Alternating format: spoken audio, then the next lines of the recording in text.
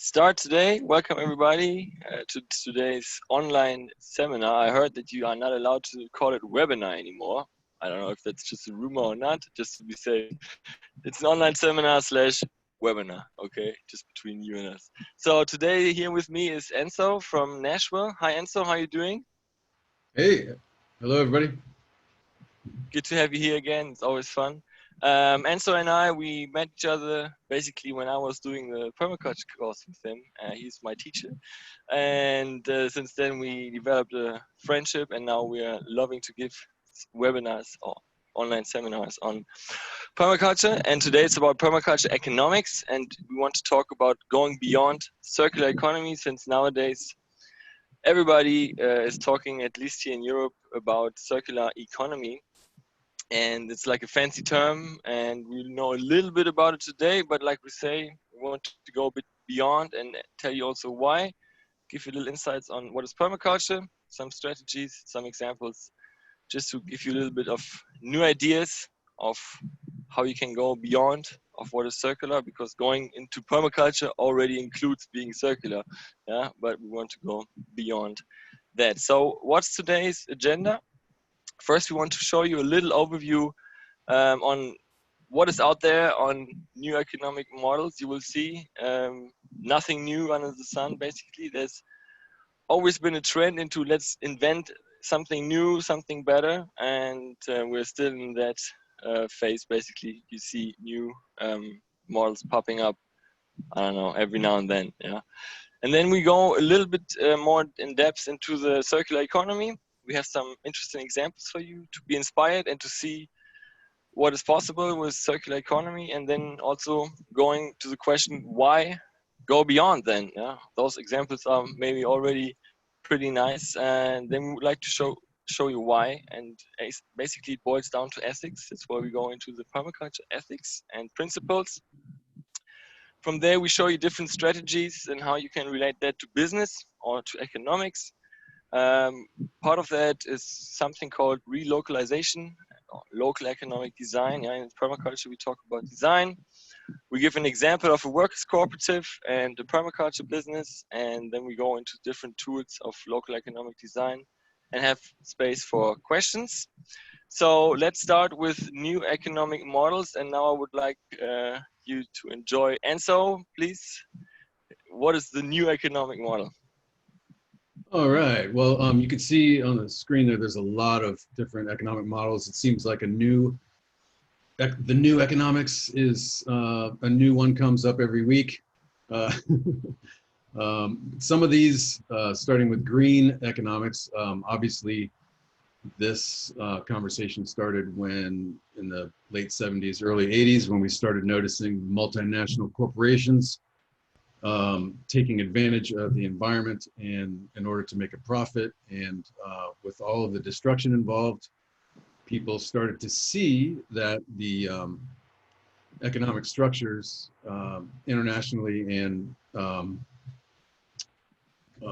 especially the United States Western model was doing great harm to not only the environment, but the people. So people started talking about, we need a new economics. There are a lot of models listed here. We're not going to talk about all of them because, frankly, a lot of them have many features in common. Now, some interesting ones that are in that list, bathtub economics. Now, this is basically when we talk about the analogy of money as water, flowing from an account to an account, the idea that taxes, fees, and subsidies act as a control valve in the system, how each part of the system is dependent on the other. Money can be better understood from a stock and flow viewpoint. Basically, if you think about the bathtub, the water coming in, and then the drain, the water going out, the water being the resources, the bathtub, the level of the water in the bathtub is your personal level of security. And so what's going in and what's going out affects the level of the bathtub from an individual point and also from a larger community standpoint. And this is where the bathtub economics model. But this model also talks about how the healthy economy circulates money so that we avoid harming people and we avoid harming institutions in the environment, and that citizens have enough to afford necessities. Some of these same things are talked about in these other models, but ecological, you're thinking about more than just a linear viewpoint. You're thinking about the whole ecology of everything that could be affected by a monetary policy and decisions made by economic people in charge. So one of the most recent ones that people have talked about is donut economics. This is where you have the inner circle is things that are related to the needs of individuals: water, food, education, income and work, social equity, housing. And then on the outer, you have the overshoot. On the outer side, you have climate change, things that happen on the outside that can be damaging to that system: air pollution, biodiversity loss, freshwater withdrawal, things like that. So in the middle, you have a safe space for humanity. The needs are being met. You don't have this growth that is out of control and causing these problems that are outside of the donut, or things like climate change and that kind of damage. One interesting one that has come up in the permaculture world recently is sacred economics. Now, sacred economics, think about that. The word sacred talks about the worship of a deity. The definition, the worthy of religious veneration, made or declared holy. So this is where we get into dangerous territory when you're talking about economics, because you're getting into the area of religion and things that what I hold sacred might be completely different from what someone on Wall Street holds as sacred. So with sacred economics, it's a good model. It talks about some of the ancient gift economies, and it traces it all the way to modern capitalism and looks at the limitations of modern capitalism and how the money system has really contributed to alienation, competition, scarcity, destroyed community, and led to this common problem, which is endless growth. So that slide with all those different economic models, they have some common elements of the proposed new economic models. And one is to level the playing field. You need to reduce corruption and pay to play barriers to entry for people that want to get into business, start business, reduce those barriers to entry for individuals and increase their level of monetary security. Another common element in the new economic models that we see is the need to consider climate and environmental health. That's all the way back to the first green economy, green economics models that we see. And another common element is constant growth is not possible or desirable for the people or planet. This constant growth thing is really something that needs to be addressed and is talked about a lot with steady state economics, degrowth economics, and similar models, triangular economics. So let's see if we can go to the next slide. Oh, we got circular economy, and that is yeah. Philip's Yeah. expertise. Yeah, okay. So yeah, circular economy is, I mean, most of you, I guess, have heard about it. There's many different ways to look at it, but the common thing in all ways to look at circular economy is that we want to produce no waste. So it's an economy where we basically have no residuals. That's the ideal world, and basically that's copied from nature. In nature, there's no such thing as waste, and that's also the common element you see in permaculture. Same idea. Everything is inspired by nature, inspired by everything is working in circles, and that's where also the name obviously comes from, circular economy.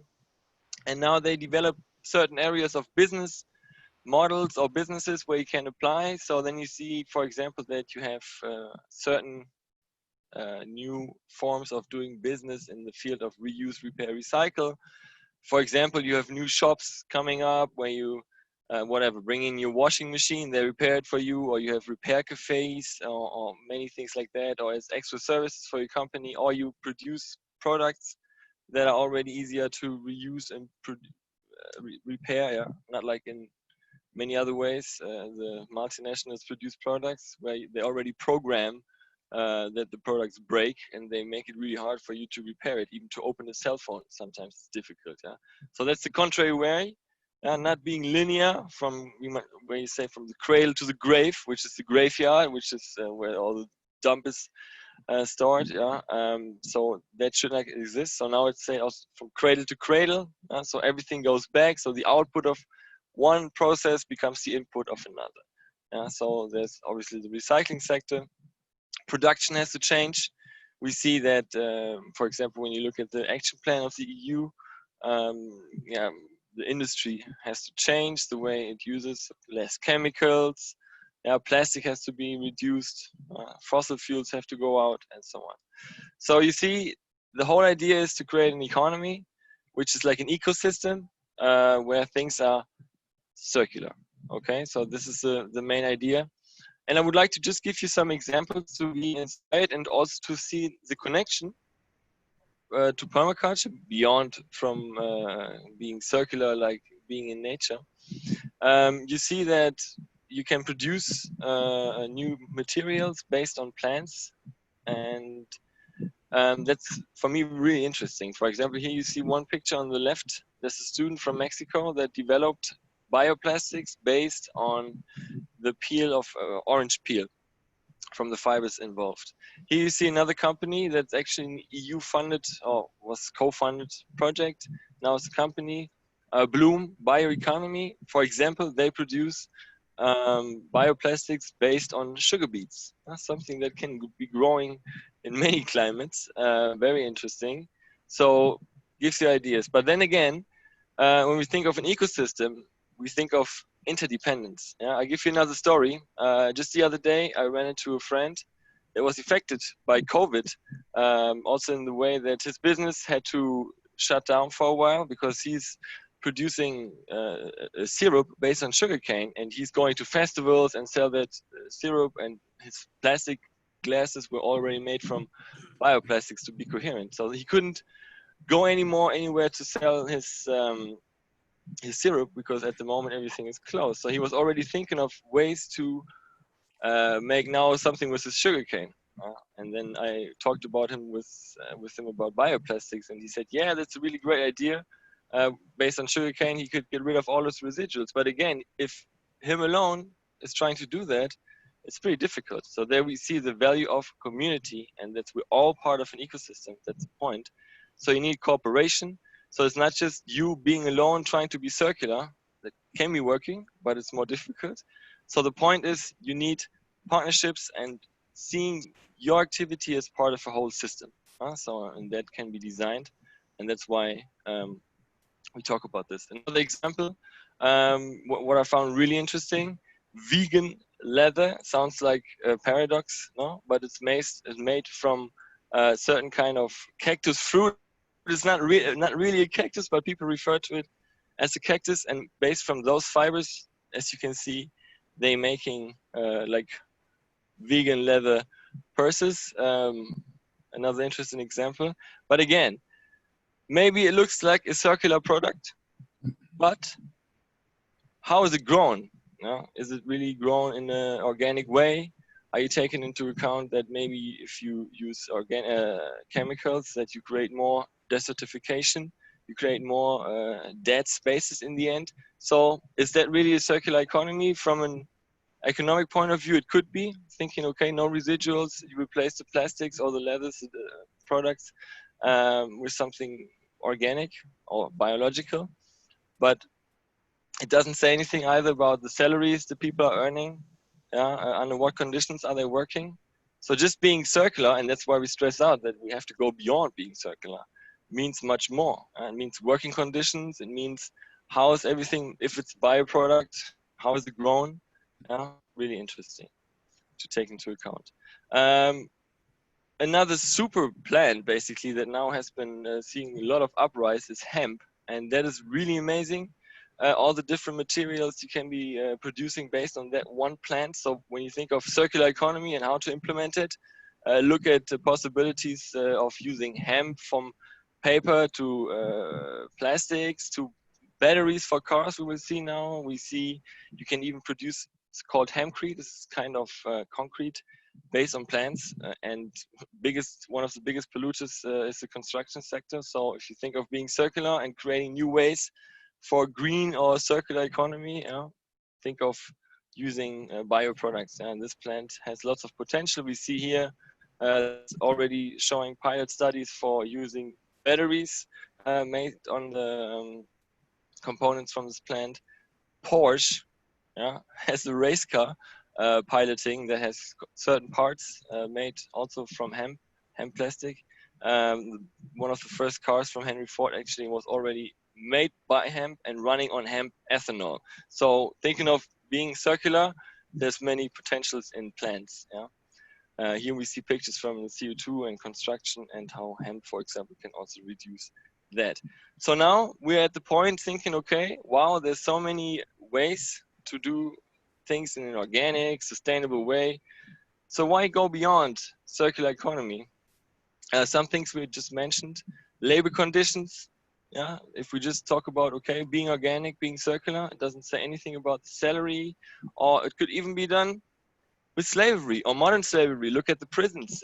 How many people are working in the prisons and producing lots of material that then the consumer can buy? It could be done in a circular way, but I don't know if it's an ethical way or if it's a so-called sustainable way. So just being environmentally circular may not be enough. So we need more. We don't know about the impact of the whole production. So now imagine everything goes into biofuels. We have seen that already. There's rainforests then cut down just to produce a certain kind of fuel. That's also not the idea. So we have to look at the bigger picture, maybe look into certain regions, so-called also bioregions.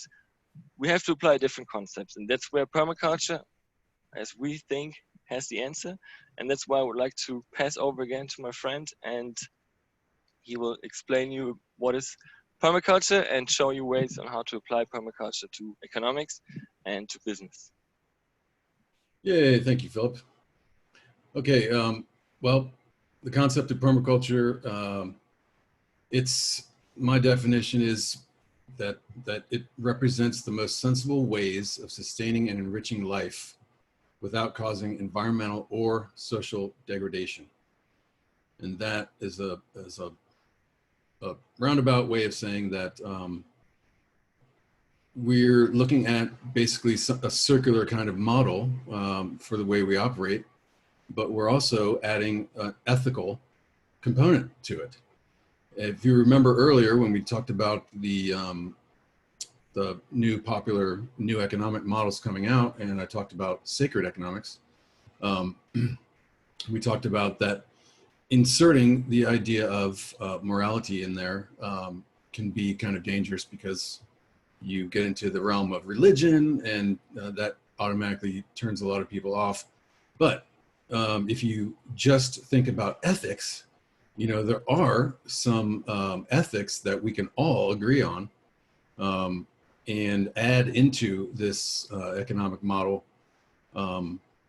to reach a different level where we see equality is reached for everybody in the system. There is a level playing field.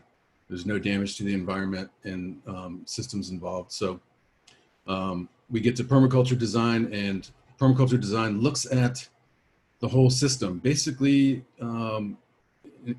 nature is our teacher, and we learn from these working systems of nature how to fix the sick landscapes, human agriculture systems, even urban system, and what we say is invisible structures.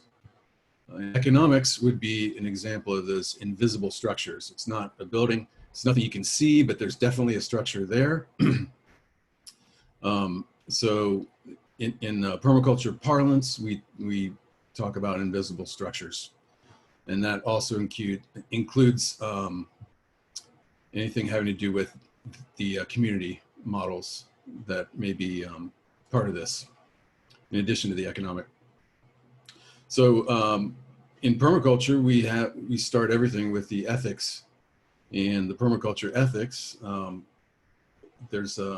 think there's a slide, isn't there? Next, Philip. On the ethics, earth care, people care, future care. And so earth care, just care for all living things, and people care, future care. Now, people talk about, this is also referred to as fair share or share the surplus, or look at distribution of resources and make sure surplus is not being hoarded or wasted in any way, but returned to the system to create more abundance. And so when we design, we start from these ethics.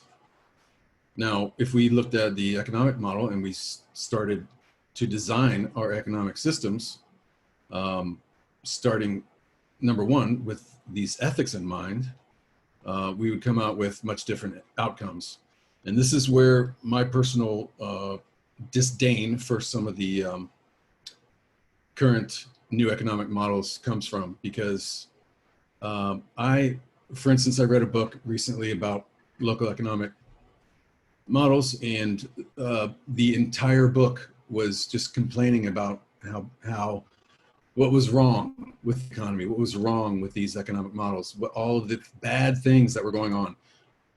And at the end of the book, I said, there was no discussion of solutions.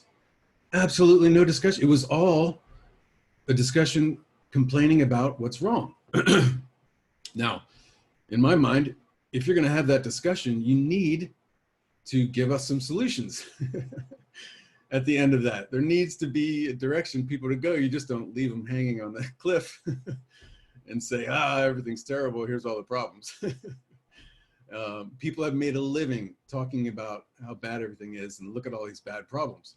And they never do discuss the solutions going forward. So what we talk about here is the principles and ethics that can lead us into something beyond these current economic models. And like I said, when you start talking about ethics, that can be sticky territory for some people, and this is probably why it's not discussed more widely. But there's definitely a need. I think we all can agree that some sort of ethics need to be inserted into this economic model in order for us to survive and thrive, and also the planet environment. So we have 12 permaculture principles. That these are the David Holmgren model, one of the co-founders. There are several different lists of permaculture principles. Some of them go to 24 principles. Some of them talk about 36. But I argue that basically all of them can be related and boiled down to these 12 that are here.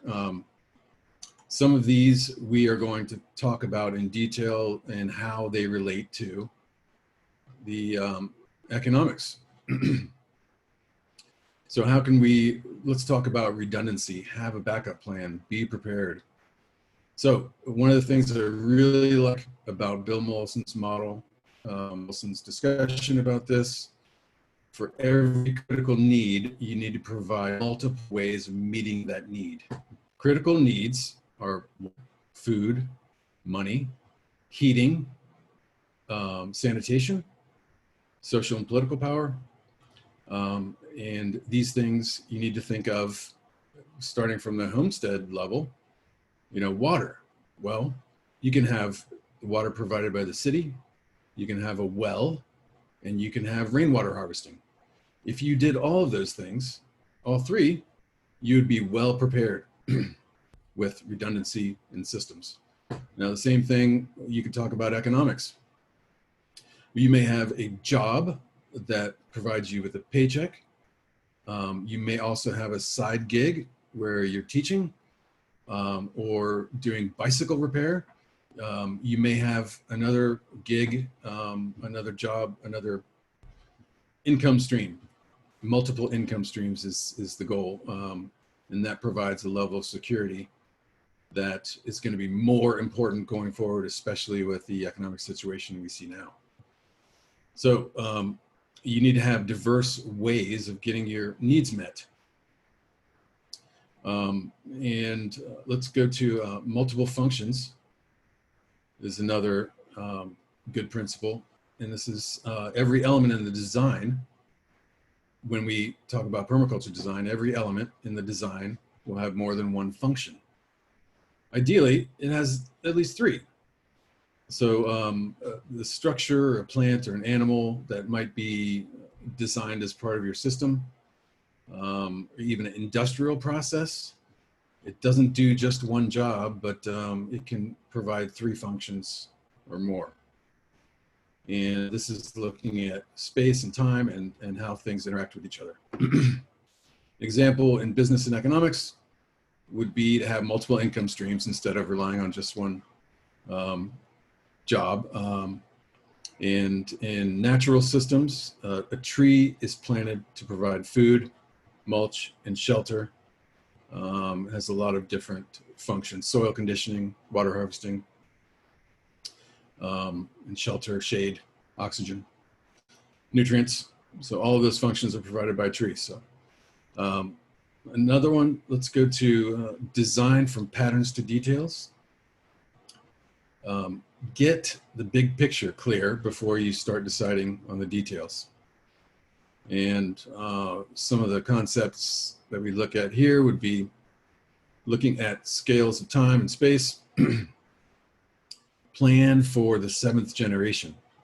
So this would be a sustainability concept, 7th generation. You're going to look at available materials and energies before planning the project. And you're going to know the limitations of your design. Examine the whole picture. And an example of this that applies to business and economics would be think about what natural resources are in abundance in your bioregion and the needs of the local and regional community that can be met by creating products and businesses around those resources. So one of the things we do in this type of permaculture economics is we look at the bioregion. So a bioregion can be explained by the biological, the natural features, not the borders of a state or a country or a county or a town, but the natural boundaries that would be there. Maybe a river intersects, or a mountain valley that you happen to live in. Then those natural boundaries inside of that natural bioregion, you have certain species that grow well. You have certain industries that are natural industries. We did an analysis in our area, Nashville, Tennessee, North Carolina area, and you look at what is natural in these areas that is in abundance. Well, we have forests, we have turkeys, we have elderberries. Elderberries grow naturally and very easily in this area. And you can design a whole business around products from elderberries. They're so high in antioxidants that people are using these for cancer cures. They're using them for all kinds of treatment, including COVID. Lots of immune system boosting properties, and it's something that grows naturally. If you made a business around growing elderberries and harvesting them, making products out of that, the syrup alone in a 1 liter bottle, could be $200 worth. You can see how valuable it can be. And when you have no need for outside inputs, artificial inputs, like agricultural chemicals or things like that, it grows naturally, it grows in abundance. So you don't need anything artificial to get this business idea going. And when we look at local economic design, we talk about those types of ideas. Anyway, we'll talk about that a little more. Let's go to produce no waste. This is where we talk about the REs, R-E. Rethink, reduce, repair, reuse, recycle, repurpose. All of these things relate to the circular economy, and cradle-to-cradle product design. Full environmental accounting would be an example of the use of this permaculture principle. And black water and gray water recycling would be other examples of produce no waste and how we use them in permaculture. Another principle would be observe and replicate natural patterns.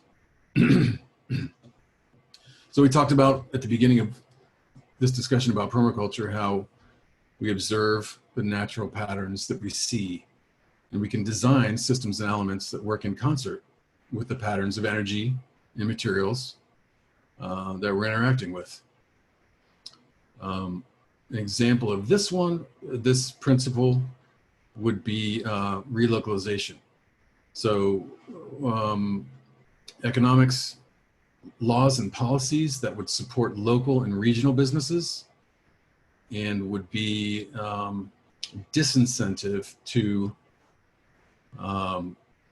global corporations operating in your local environment and pulling that money out of your local economy, sort of like Walmart.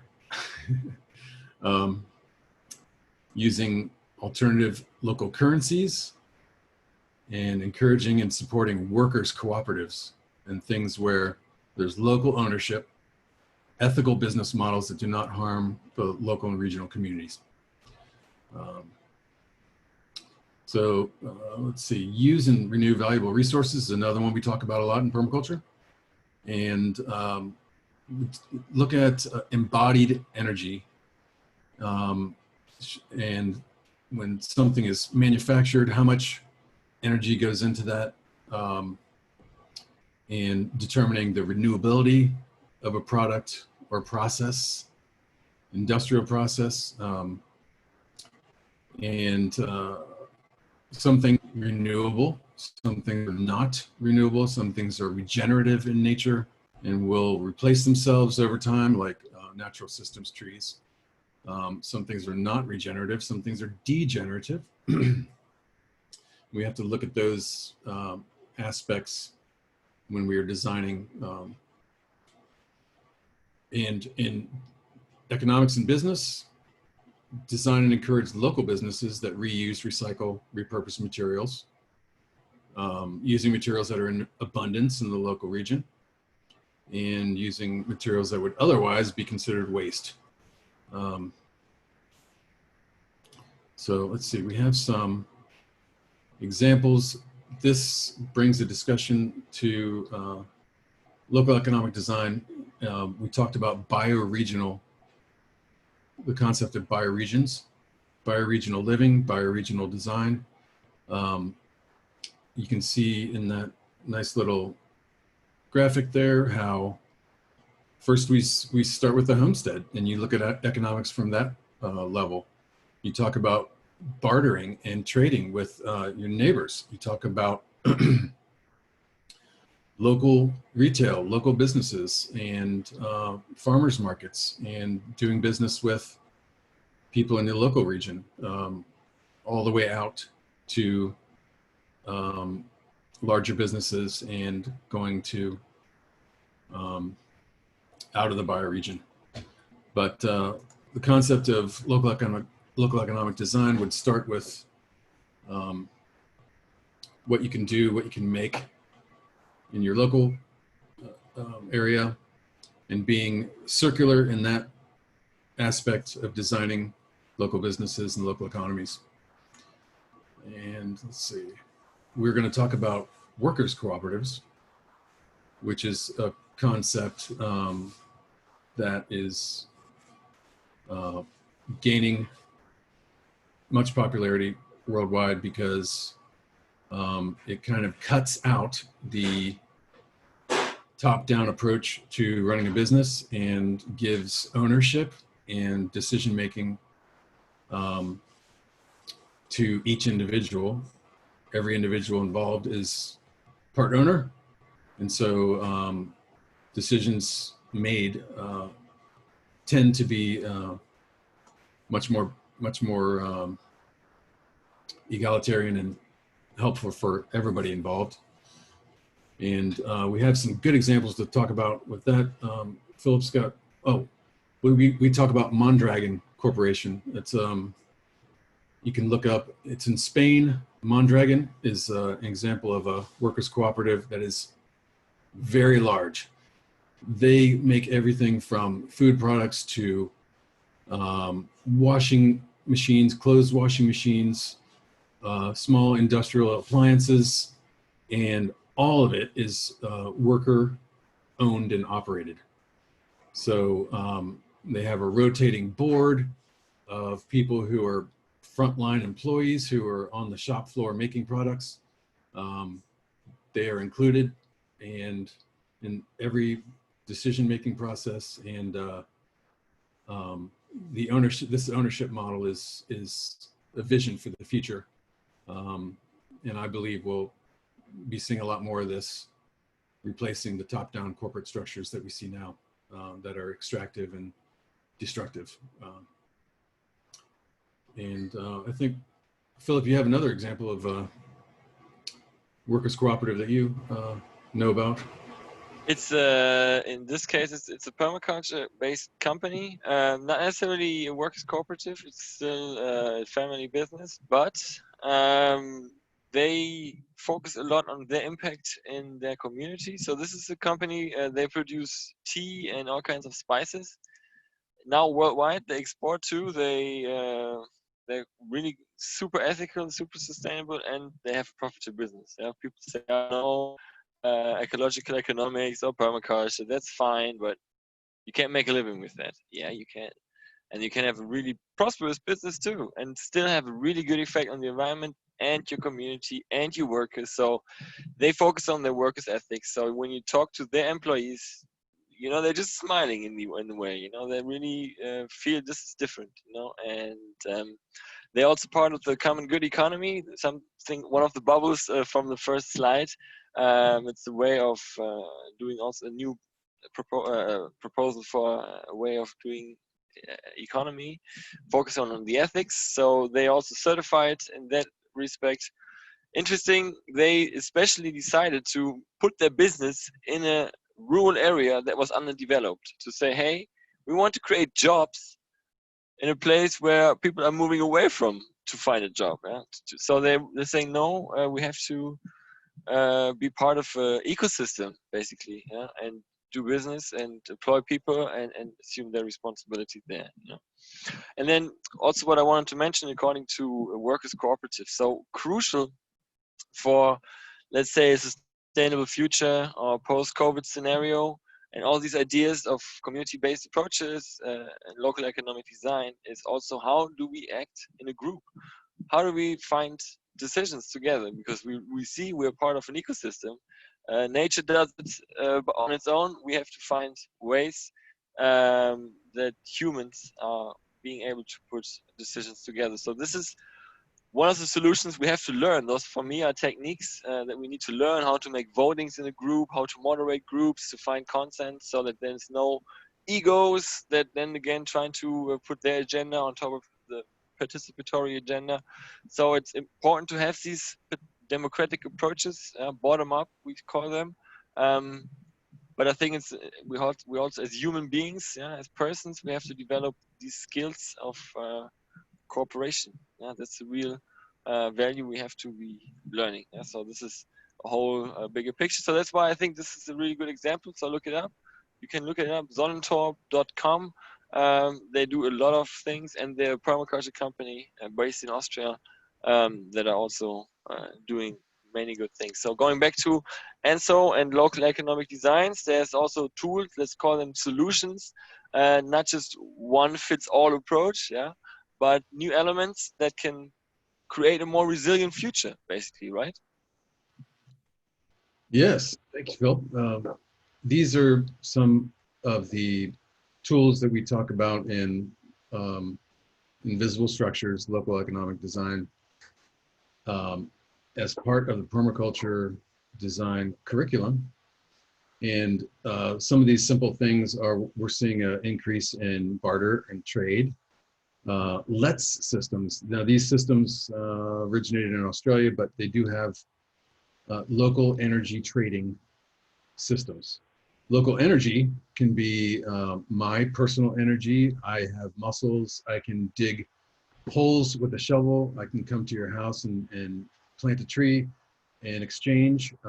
You might be a lawyer and you might be able to offer me, an hour of service in your business in exchange for an hour of business, an hour of service, me planting a tree for you.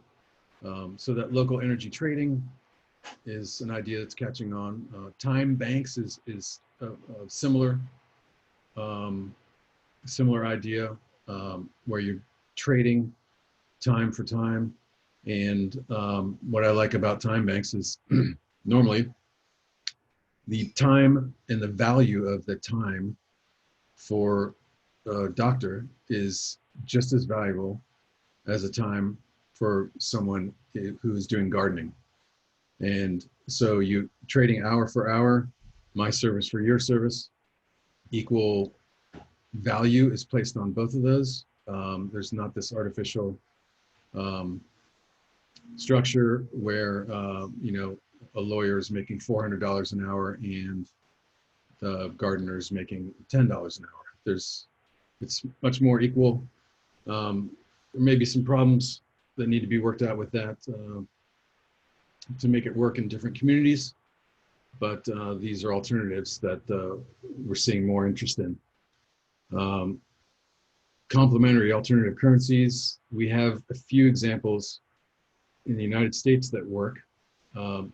Berkshire in Massachusetts has a good alternative currency that's been operational for a long time.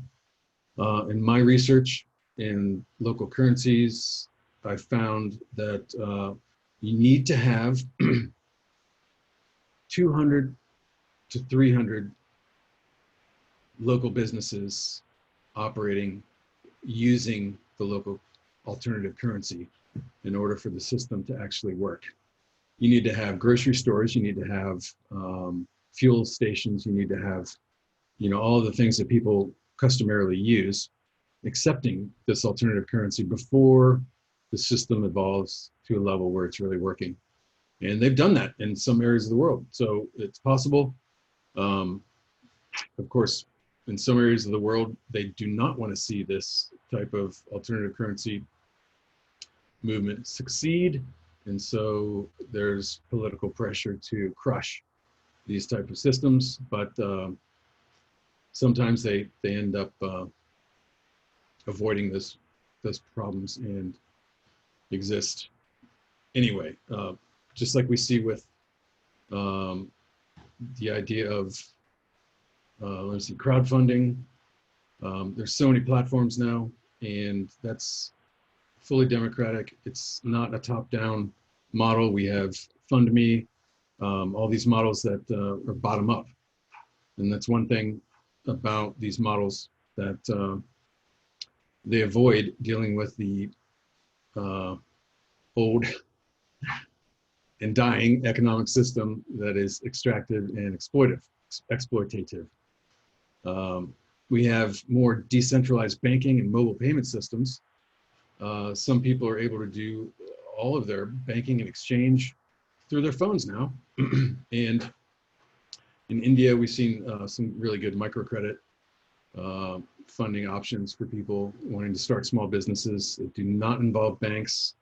Lending circles, these are completely, involving no banks, no regulatory structures that can be detrimental to these movements because they're bottom up. And that brings us to post-COVID economics, which is, necessarily everything is turning to these local economic bottom-up systems because out of necessity. So many people in the States and everywhere around the world are out of work. It was not their choice, but this is something we have to adapt to, and there are ways to overcome this and to regain a sense of creating value, making value, and thriving, even in situations where we don't have the same economic incentives. So you can argue that permaculture economics is post-COVID economics because you're going back to this relocalization, looking at local structures. What can I make? Make something, that was one argument that I really like. Make something, produce something. This is, the way multiple income streams. And we're seeing a reverse globalization.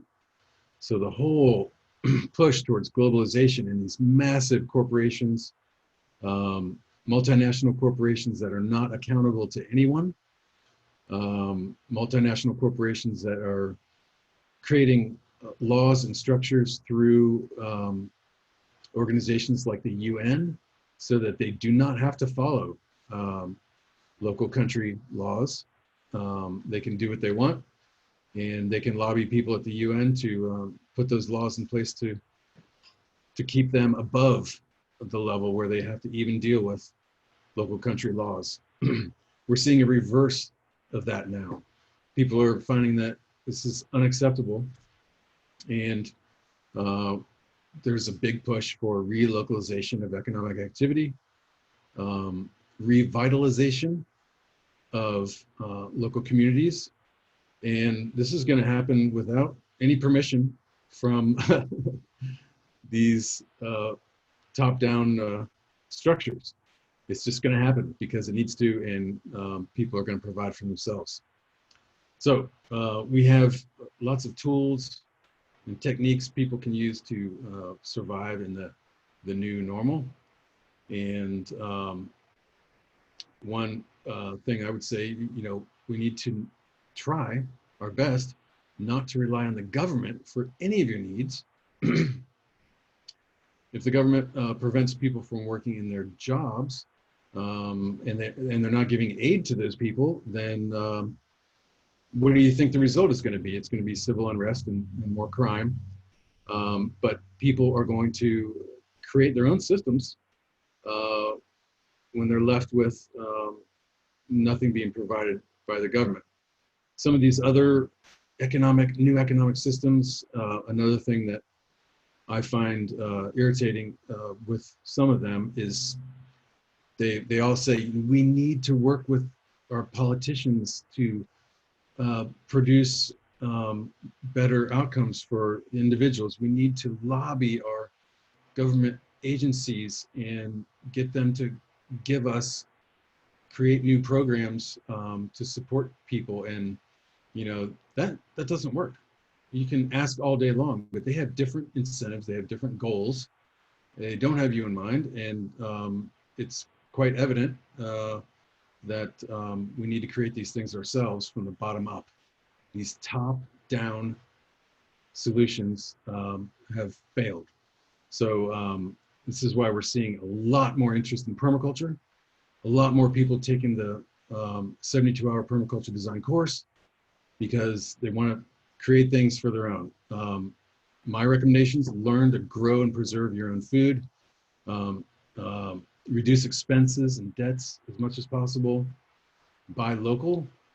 Remember the REs. I talked about the RE: reduce, reuse, repair, recycle, repurpose, rethink, relax, restore, refuse. There's things you can refuse. I refuse to buy those products from that extractive corporation that is hurting the planet. And redesign. We need to redesign a lot of these systems, including the entire economic model. But until that redesign happens, we need to do things for ourselves. Instead of relying on jobs, individuals need to create their own economy in the form of income streams connected to their needs and the needs in their local communities.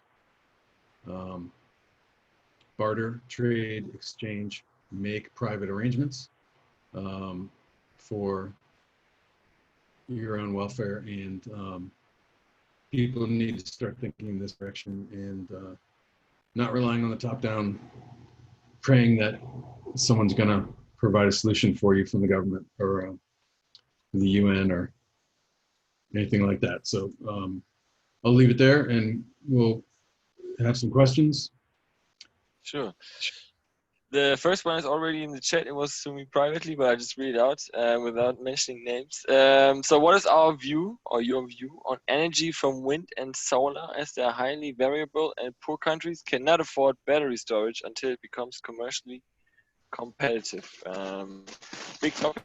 In the permaculture, you always, like you said, embedded energy is really important. So yeah, solar panels can be a good solution. Not necessarily wind, not in all kinds of forms. Yeah, you have to look at the affordable and the whole life cycle, obviously. Just thinking of using solar energy and storing it in batteries. Even batteries, you say you can't afford them. Like I mentioned earlier, we also have to think about like what kind of batteries do we use? Yeah, I mentioned hemp, and you can make batteries based on hemp, and that's a non-toxic material. So if you imagine making electric vehicles based on hemp plastic and all these kind of things, you can even make a material that is as strong as steel, I mean, and then the batteries are made from hemp too. So this is a whole circular car and almost causing no toxics, you know. So you have to look at the whole picture. That's why I like the question. That's why I also would like to pass it to Enzo. What is your view on, like, let's say solar panels, wind energy, all these renewable energy concepts, but they also have a downside, right? Yes, I mean, we had a conversation earlier about embodied energy.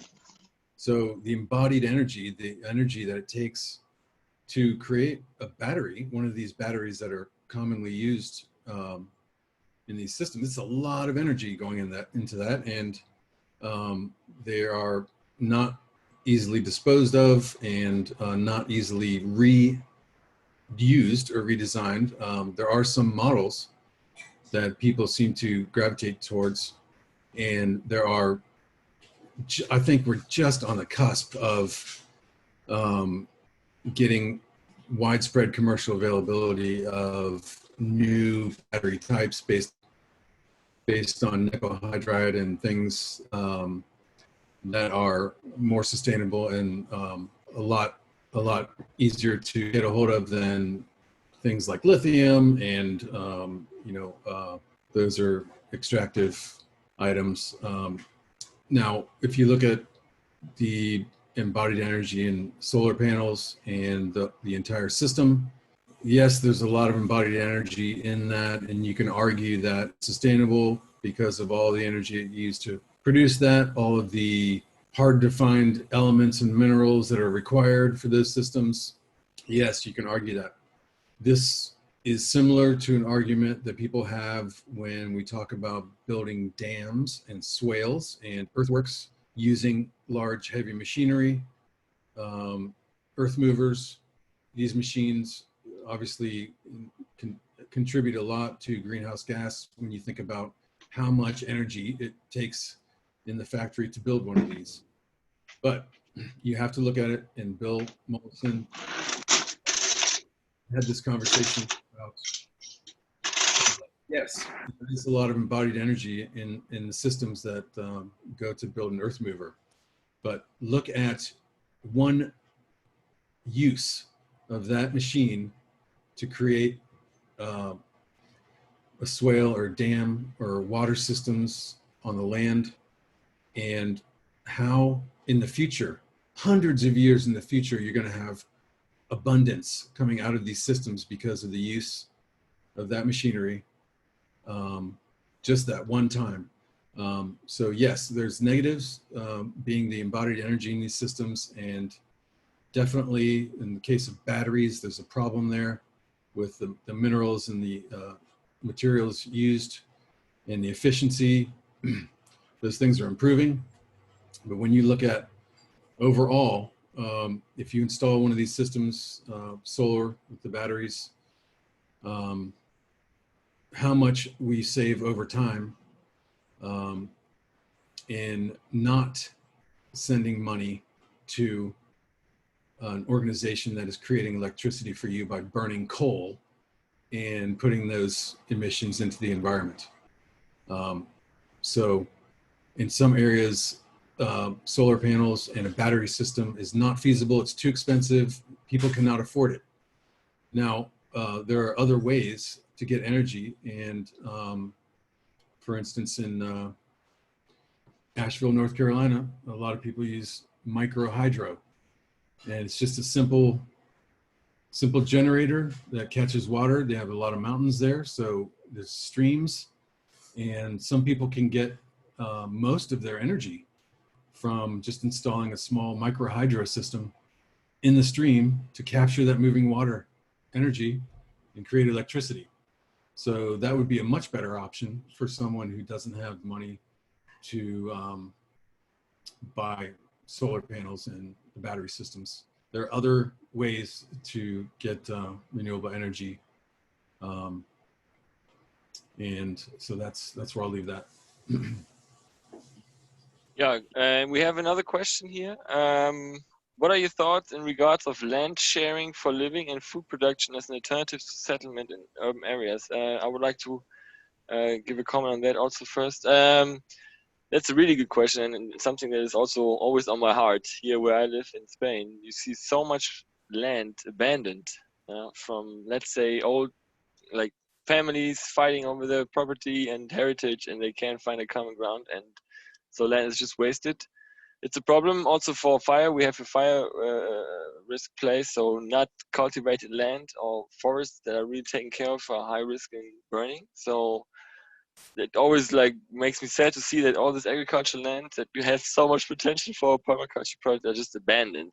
And now, fortunately, for example, the local governments, they see that and they make kind of funds or trust funds, land banks or how you want to call them, where they say, okay, let's take those and give them to the people so they can use them.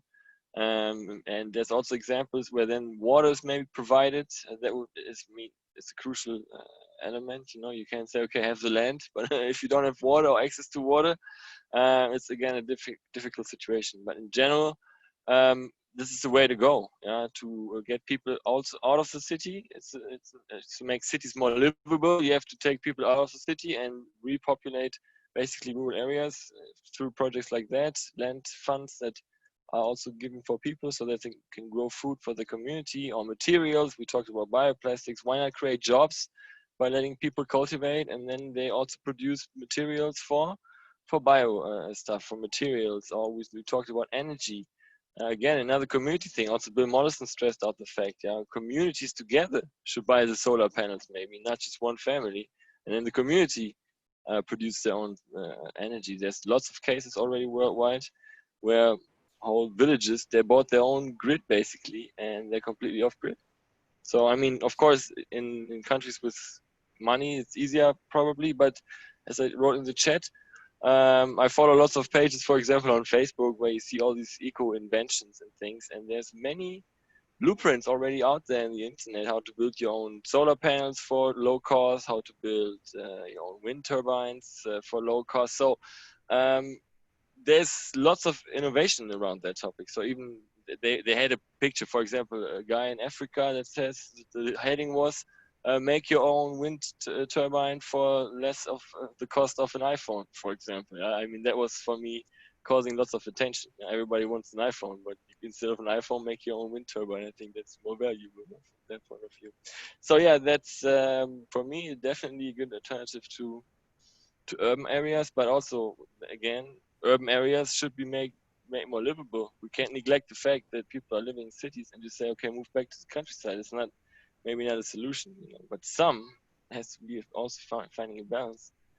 And there's good examples of applying permaculture to cities. Yeah, think of grey water recycling of the whole city, for instance. Imagine the potential of things that can be watered by that, or ecosystems that you can create with all the water that otherwise would be just not used, for example. So that's my point to that. Maybe Enzo also would like to share some thoughts. Yeah, I mean, we're going to see more and more of this because the need is going to be increasing with the economic situation. So the difficulty is creating these agreements and creating these ideas and structures and getting approval for it. Now, a lot of people argue for just doing these things without approval. Ask for forgiveness later is one option. To get together with your neighbors and create something. If you can get 10 people together and get enough money to buy land, and you can say it's going to be run just like a workers' cooperative, and each person is going to have their own specialty and their own thing that they're in charge of. This person's in charge of the garden. This person is in charge of the water systems. This person is in charge of land use, and this person is in charge of volunteer workers. This person is in charge of the money and making sure everybody gets paid. Create those structures yourself in your community, and you can run whatever operation you want. It takes coordination. It takes people who have those communication skills, and sometimes you need to go to the local council, local officials, local government, and get certain permissions to do things. But it's going to be more possible to do those things. One example is here in Nashville. Since so many people are working from home, there's a big push to change the laws, the local laws, so that people can create food products at home without regulation, without the health department being involved.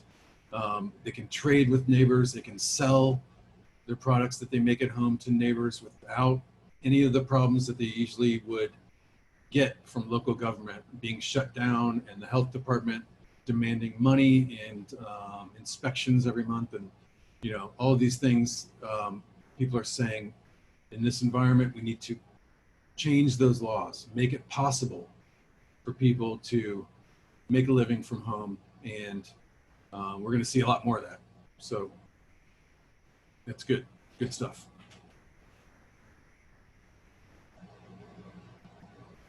Philip? We have one more question, and then we close for today. We had like 1 hour plus 10% more or less. So we're basically finished more or less for today, just so you know. But one more question, I think that's quite interesting.